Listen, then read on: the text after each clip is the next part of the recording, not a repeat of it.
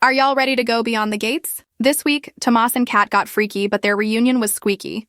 Smitty took the therapy out of therapy, and Naomi continued gestating despite her doubts. Elsewhere in the DMV, Bill was more involved in his old marriage than his new one. Leslie actually got on speaking terms with somebody, and Donnell started to fall under Joey's spell. Let's fill up those 2 scoops and find out what happened inside and outside the gates of Fairmont Crest. When you've got a mom whose credo is playing dirty is the price of admission, I guess it's hard to stay out of that planet's gravity. In this case, Eva's head got all filled up with Leslie's fight songs, with Mama comparing her daughter's sitch to her own with Ted.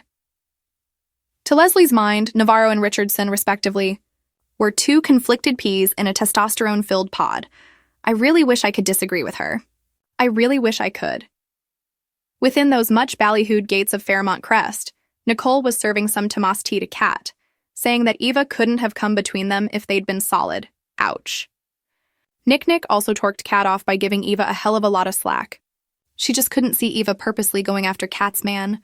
Kat got up in Nicole's face about having been right about Eva all along, and if Nicole was so into working things out with a man, why wasn't she in conference with Ted? That is called laying down the smackdown. This is also what Chelsea was doing as she labeled Tomás an absolute jackass for sleeping with Eva. Chelsea even sassed that maybe Kat was right about his maligned manhood. It's not to say Tomás didn't deserve it. I guess it was inevitable we would get a male waffler to go along with female waffler Ashley. It's just that Tomás was such a guy about it. After Chelsea slipped that Kat loved Tomás, he got all giddy and invited Kat to lunch. When Kat basically told him she hoped he got paper cuts from the menu, he crossed Kat's name off the invitation and wrote in Eva's. See what I mean? But Eva, all charged up from Leslie egging her on, and Leslie's a bajillionaire now. She can afford eggs. Knifed Tomás for choosing something polished. Kat over something real. Her. Oh. Was Tomás all in his feelings because Eva had called him out for using her as a sexual experiment to make him feel better about his chorizo? Good, Eva said. And again, I ain't faulting Eva for that. Tomás deserves to be humiliated left, right, and center for thinking with the head that doesn't stick out the top of his suits. Eva was also spot on when she suggested that Kat couldn't connect to Tomás in bed because she was more concerned with competing with Eva for his affections and not so much with Tomás himself. Girls batting 1,000 up in here. Unfortunately for her, Kat caught the high fly ball. Not that Kat got a chance to say much of anything, because when Eva repeated her disconnect theory to her, Tomás stood up, literally, for Kat. Eva shouldn't be saying that stuff about Kat, he said, because he loved her. Kat smiled like she had just scored a one-of-a-kind gown, and Eva was like, psh, I just can't with these people. While Eva was ranting against Leslie for trying to turn her into a mini-me, those 3 little words of Tomás were getting Kat all whatnot. After the 2 exchanged them officially, Kat was so into it, she decided to pull a Vanessa and get it on with Tomás in one of the country club's service closets. And I guess Kitty finally got her big O. Yeah, funny what victory over your nemesis will free you up to do. Tomás and Kat are both idiots. His heart is with Eva, and her heart is also with Eva. Kat outright told Chelsea that she didn't want to let Eva win. Don't tell me this couple is the real deal, 'cause they're not. If anything, then, it should be fun to watch them implode. As for Eva, she's done enough of a redemption tour that she actually deserves better than flaky old Tomás. And stop following Mama's advice already. Smitty had an interesting chat with Ted. We usually don't see these 2 in scenes together. Ted, having risked it all by keeping big secrets from Nicole, understood how Martin had messed up his own marriage being deceptive and all. But maybe, Ted proffered, maybe Smitty just needed to make the decision to forgive Martin and be done with it. Gee, projecting much, Ted? Nicole might as well be a member of En Vogue because you're never gonna get it. Anita and Ted both, albeit separately, intuited that Smitty was waiting around for some grand gesture from Martin. Smitty admitted it. He needed to see that he could trust his congressman hubby again. Martin not only took that ball and ran with it, he sprinted right towards a cliff, if DC has any of those.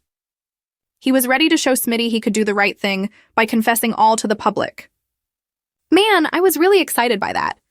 How juicy the fallout would have been from everyone finding out that Martin had rearranged Kenneth's face and unalived his bros. But Smitty talked him out of it. Damn it. I guess the argument that Vernon, Anita, Ted, and Bill would likely have taken the fall as well was a solid one. And Joey is connected to everything. I still was ready to see this explosion. Talk about a story thread coming back from the dead. Smitty got the aha moment he'd been waiting for, his own anyway, when he suddenly accused Martin of pretending to be willing to fall on his sword just to impress him. "You've lied to me before," Smitty scoffed. "Oh, yes." Martin swore he was the real deal, and I suppose I believe him. Smitty did too, and what started as a sensible baby step ended with Smitty running a damn marathon. For time. There was such a chasm between the Richardson-Smiths, Smitty noted, that couples therapy would be a good way of figuring out how to cross it. Okay, he had me there. Y'all know I haven't been a fan of this marriage, but I could see them trying to hash things out in a professional setting. The other half of Smitty's proposal was that he and Martin have a date night once a week.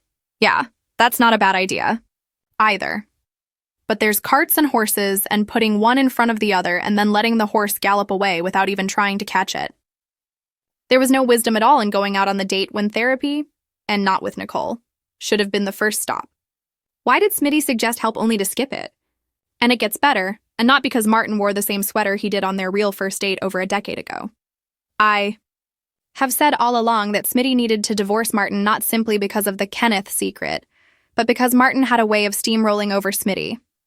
Dude commanded Smiths not to resume his journalism career and actively did him out of a job, remember? But I will give Martin credit deluxe here. He owned it.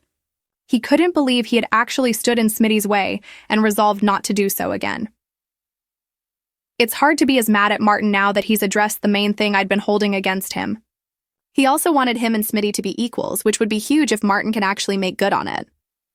Smitty said their roads had diverged in a wood when Martin had begun hiding himself, and when Smitty had started giving up parts of himself. Excellent observation. Something to tell the therapist, right? Smitty was basically, "What therapist?" Okay, he didn't say that, but he seemed to forget that was the plan, his own plan, and bid Martin to move home before the dessert tray was even brought around. Huh? Shouldn't they have made progress in analysis first before taking such a giant step? Yes, Martin owned some sit and laid down some promises. But Smitty is going about this so back-asswards. What a letdown. I like when the show builds on little, not particularly significant moments from months earlier, because it helps cement this little world we've been building. Remember back in the spring when Dupree Men, direct and extended, got up in Tomás's face, asking him his intentions toward Kat? This time it was ladies' night and the feeling's right. Danny and Chelsea wanted to know where Carlton was at about Nicole. Oh, what a night. I know some of y'all think it's dog for Carlton to be pursuing his business partner's soon-to-be ex-wife, but I'm good, and I'm liking Carlton more and more. Refusing to roll over for Nicole's nosy relatives, Carlton told them some story about him having nursed a thing for Nicole since they met in kindergarten. In fact, he would have bagged Nick first had she not met Ted at that medical conference on Maui. Danny knew they were being had, and Chelsea maturely realized that Carlton didn't want to have to explain himself. He wouldn't speak for Nicole, and when his own feelings were discussed, they would be directed to her and no one else. Nicole's been understandably glum since she found out about Ted and Leslie, but she presents as just this side of alive again when she gets around Carlton. However, when Danny got into the subject of Carlton and his bedroom eyes with her sis, Nicole shut down. She liked Carlton enough, but she was flipping the open sign on her heart to closed. Danny was aghast. She got that Nicole was still treating her metaphoric third-degree burns, but that was no reason to go into full-on spinster mode. Nicole got the same sagacious speech from Anita. "Live a little," La Dupree implored. "Girl, it's Carlton. If you don't take him, I will." Out in the more suburban sections of D.C., the Hawthorns returned to the subject of Naomi suddenly carrying their little bundle of not joy. Or at least Naomi wasn't happy about it. Jacob was still ecstatic and living for the Gerber baby visions playing in his head. Naomi was like, "Not so fast. You get gunned down on the job and I'm doing all this child raising on my own." Then what? Given Jacob's line of work, that's a legit concern. Hell, Naomi's a lawyer, and these days they're getting targets on their backs more often. One convict sent up the river by Naomi snags a firearm, and Jacob is a single dad. But Jacob wanted to focus on the positive and was willing to bet, not in Joey's casino, of course, that parenthood would be 1,000 times better than Naomi was seeing in her mind's eye. Naomi was tempted by Jacob's insistence that their baby would be cute and agreed to think about it, except she was already supposed to be thinking about remaining pregnant. "I'm gonna keep my baby?" Oh, the previous week. So there really wasn't any progression here. I'll be the scandalous guy and say I don't think Naomi should have the child if she really doesn't want one. What do y'all think? You'd think the ink barely dried drunken Richardson marriage would be the unstable pairing, but it's Bill and Haley's 7-month-old union that's going down the drain faster than Dow scrubbing bubbles. Both Danny and Andre got lectures about their decision to stay married after their Vegas quickie, with Nicole exhorting Danny not to use Andre. Danny has repeatedly stated that she's happy with her Andre arrangement. I have no reason to disbelieve her. Hasn't Danny seemed super mellow since her mom officiated her ceremony? Not so Bill, who, instead of focusing on the marriage to Haley he's made so much noise about, called in to a private investigator, Keegan, and asked him to not only dig into Andre's past, but to follow his ass. Not long ago, Bill would have given up his law license to get Danny out of his hair. Now he's so focused on Danny that he can't focus on Haley. He even lied and told Haley he was meeting with Caroline and a client after Keegan hipped him to Andre's whereabouts. Bill must be slipping, because surely he knew his claim could be easily checked, which is exactly what Haley did. And when Caroline had no record of anything happening with Bill, Haley was sure Danny did and ran over there but fast. Wow, she projects. Danny smirked when Haley yelled out for her errant husband. Past his prologue, Danny repeated to Haley, another nice callback to months ago. She had warned her replacement that Bill tires of women quickly, and frankly, I had hoped that would only end up applying to Danny. But Bill is over Haley now, it seems. It's gotten to the point I'm not even rooting for the Hamiltons anymore. Haley's a schemer and insecure AF, but Bill's been treating her like crap for weeks. I suppose Bill could be given points for not being with another woman. He was with another man, actually. In this case, Andre. Bill got in Andre's grill about being a gold digger, but Andre was like, dude, I've got plenty of my own money. Andre even shamed Bill by suggesting he was the one to get with Danny for money, since Bill hadn't had much cheddar of his own before that marriage. What time is it now? Yeah, Andre wasn't bothered by Bill or anybody else's probing into his marriage, at least not to their faces. He was a little flustered when Jacob asked him about Ashley, but, Dre, let's just have you pretend she doesn't exist already. Ashley and Andre were a chemistry mismatch from day one, whereas Danny and Andre burn up the screen. Though Danny, yes, Danny, actually provided some clarity by wondering if she was really doing right by her new hubby. She knew she could only give Andre so much, especially since she hadn't yet gotten Bill out of her system, and she wasn't sure that was fair. She wanted Andre to think about the future and what he actually wanted out of it. This on the heels of Jacob reminding Andre that Danny already had 2 grown kids and wouldn't want more. Danny was giving Andre an out. Will he take it? I'm kind of thinking not, and I'm actually glad Andy, didn't just get a speedy annulment. Haley may want to consider one, though, since when she confronted Bill about not actually having a client and demanded answers as to where he'd been, Bill scoffed that he wasn't going to give her access to his phone or email so she could cull info, and that if she wanted the marriage to work, she'd better back off. Whoa! Maybe Bill stroked out again because he so doesn't have his priorities straight. He's holding the line about only being concerned for his daughters, but Haley sees right through it. Pamela called bull too after Bill swaggered up wanting her to help split Danny and Andre up. Pamela said she'd been unable to get Danny to dump husband number 1, so what luck was she going to have with husband number 2? Touché, girlfriend, touché. Haley's very much not good bad day continued when Tomás dumped on her for using him to try to make Bill jealous. She could have gotten him fired. The hell, Haley? Mrs. Hamilton was sorry, but I was glad Tomás kept his foot down. It's the most sense he's made in weeks. Haley acted like she and Bill were totally back on track. Tomás bought it, but what does he know? That marriage is so toast, Orphe Jeans wants to add it to the menu. Anita got the most delicious phone call from Anita. Looks like the Vegas impersonator's name is Jackie Tyree. A lot of you said she was a drag performer. I knew she wasn't, and she wanted her avatar to head out to the 88901 and catch her show.